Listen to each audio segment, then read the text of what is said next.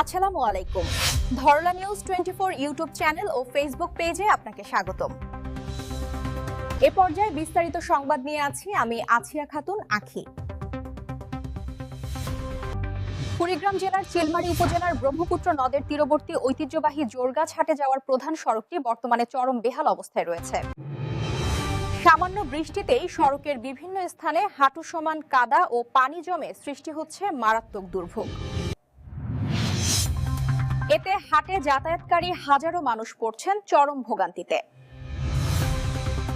সরেজমিনে জোরগাছ হাটে গিয়ে দেখা যায়, বর্ষা মৌসুম শুরুর আগেই সামান্য বৃষ্টিতে সড়কের বিভিন্ন অংশ কর্দমাক্ত হয়ে পড়েছে।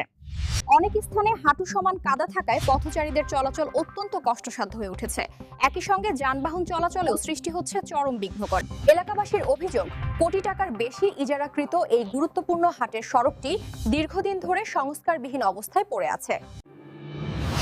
বারবার সংস্কারের আশ্বাস দেওয়া হলেও বাস্তবে তার কোনো প্রতিফলন দেখা যায়নি।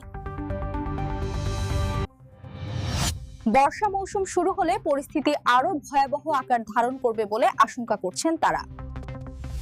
এ বিষয়ে রমনা মডেল ইউনিয়ন পরিষদের চেয়ারম্যান গোলাম আশিক জানান, সড়কটি উপজেলা এলজিএডির আওতাধীন হওয়ায় সংশ্লিষ্ট কর্তৃপক্ষকে বিষয়টি অবহিত করা হয়েছে। দ্রুত ব্যবস্থা নেওয়া হবে বলে তিনি আশা প্রকাশ করেন।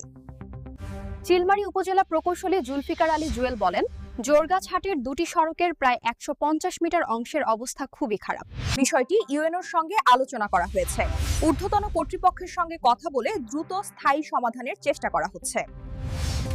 এ ধরনের নিত্য নতুন সংবাদ পেতে আমাদের ধরলা নিউজ 24 ইউটিউব চ্যানেল ও ফেসবুক পেজের সঙ্গেই থাকুন।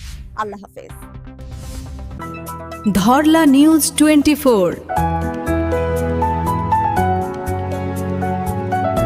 প্রতিদিন দেশ ও দেশের বাহিরের ইতিহাস, ঐতিহ্য, শিক্ষা, সংস্কৃতি, বিনোদন, ব্যবসা, বাণিজ্য, কৃষি, খেলাধুলা ও রাজনীতি সহ সকল প্রকার নতুন নতুন সংবাদ নিয়ে 24 ঘন্টা আমরা আছি আপনার সাথে। ধরলা নিউজ 24 আমাদের অফিসিয়াল ফেসবুক পেজটিতে ফলো এবং ইউটিউব চ্যানেলটিতে লাইক, কমেন্ট, শেয়ার ও সাবস্ক্রাইব করে পাশেই থাকবেন। ধরলা নিউজ 24, নতুন আলোর সন্ধানে।